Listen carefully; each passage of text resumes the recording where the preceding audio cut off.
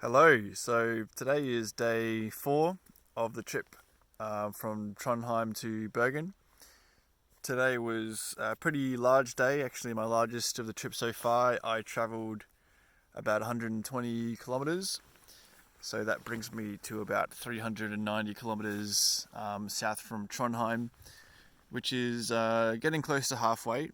Should be there tomorrow. And I'm tracking a bit ahead of schedule, about half a day ahead of schedule, so that's really good.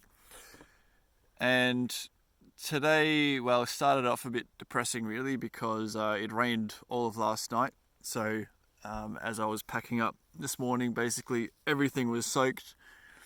Um, the tent is supposed to be waterproof, but when it rains for 24 hours straight, eventually a bit of water gets in. So the tent is still quite a bit wet, and hopefully it dries a bit tonight. And also my pillow definitely has a hole in it because the last couple of days I've woken up and it's been quite flat. So when I do have a spare moment, I'm going to have to try and patch that up, which is a bit annoying, but it's not too bad. I can still not having any issues sleeping despite that. So as I was packing up this morning, I went and had breakfast in a little shelter that was at the campsite. And the couple that I'd met the night before as I was arriving, they came in and we had a bit of a chat. I originally thought they were from Germany, but they're actually from the Czech Republic.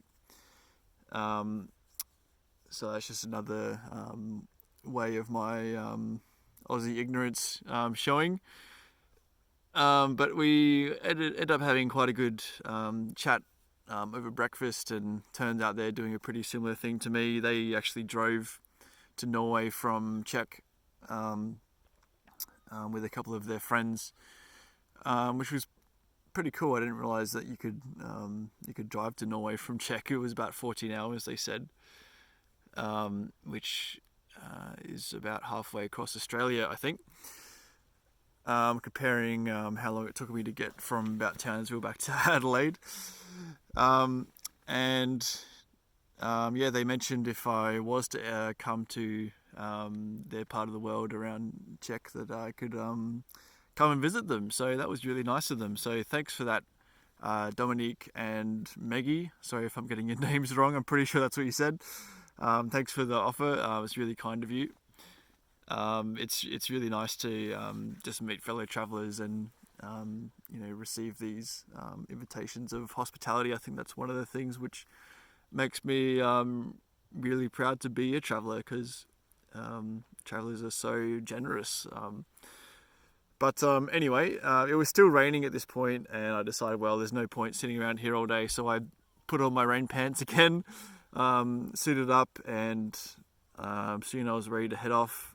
Said goodbye to the Czechs, and I think they thought I was a bit stupid or crazy heading off on my bike in the rain, but personally I was happy that I wasn't getting in a car, as weird as that may sound. I'm really enjoying travelling by bike actually. And soon after leaving camp, well, almost immediately actually, I passed over what I believe is called the Atlantic Ocean Road, which is actually one of the most famous tourist spots in Norway. And I didn't even realize that it was that I had camped that close to it. I wasn't expecting it, but it was just phenomenal. Actually, it was basically just a bridge or a series of bridges going between a bunch of islands, and yeah, it was just stunning. You'll have to look up pictures of it. Can't really explain it any better than that. That's basically what it was. And so even though it was raining, it still, was one of those moments where you just kind of look around and think, fucking hell, like this is amazing, and I'm pretty glad to be here. After this point, like I continued riding for another few hours, and then the rain didn't end up clearing until about 1 o'clock, at which point I was pretty over it. That sense of wonder had started to wear off. And then, yeah, around 2 o'clock I stopped for lunch on the bank of a fjord again, which again was pretty spectacular. had my energy drink, which gave me the boost I needed to continue on. So I was feeling, pretty good at this point. The taurine or the caffeine or whatever it is was pumping through my veins. The sun was shining, so I thought, today is going to be a big day. So I just kept going, and I was kind of getting this realization that, I'm still kind of in the honeymoon phase of this trip. It's day 4, and I'm potentially going to be doing this for another couple of months. So at some point, it's going to start. It's going to stop being exciting, and it's going to start being mundane. And that was a bit of a sad thought, to be honest. I'm not really looking forward to that part of the trip, and I'm not really sure what to do about it. But I guess I just got to try and keep in mind, how I'm feeling now, and remember that in the coming weeks when things start to get a bit boring, or humdrum, that this is actually a really cool trip that I'm doing, and I won't get this chance again for a while, so I should really be appreciating everything that I see and do.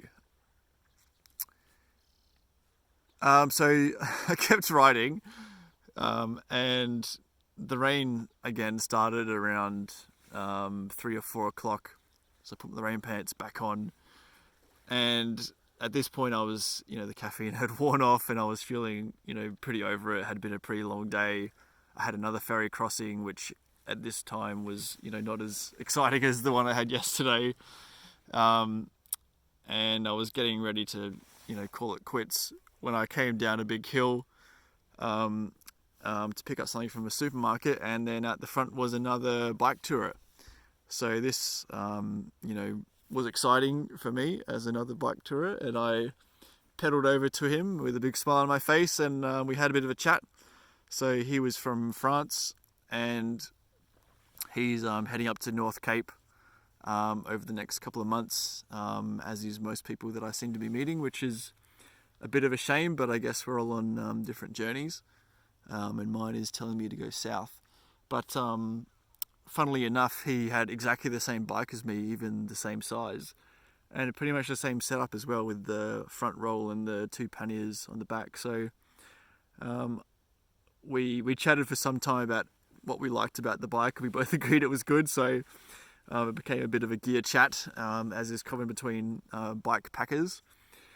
And we exchanged a few tips along the way of the route.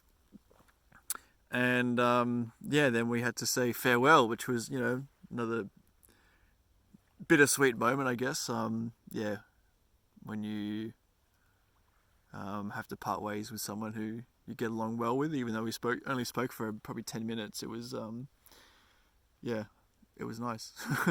So then I continued on to the final spot of the day, which is where I am now, which is actually right on the beach. And this was a campsite that Karina had recommended that I stay at, whom I met the day before. She said I had to stay here. It's amazing, and it is a pretty spectacular spot. I'm wild camping tonight, which is another first, even though I have a table, which is pretty special for wild camping, I think. But there's no one else here. It's pretty cool. The only thing that Karina didn't mention is there's about 1 million midges attacking me right now. And for those of you who aren't from North Queensland, midges are kind of like tiny little flies, and they bite you, and they really itch like a motherfucker. So I'm going to head into my tent fairly shortly and escape them, and hopefully not too many of them have gotten in. But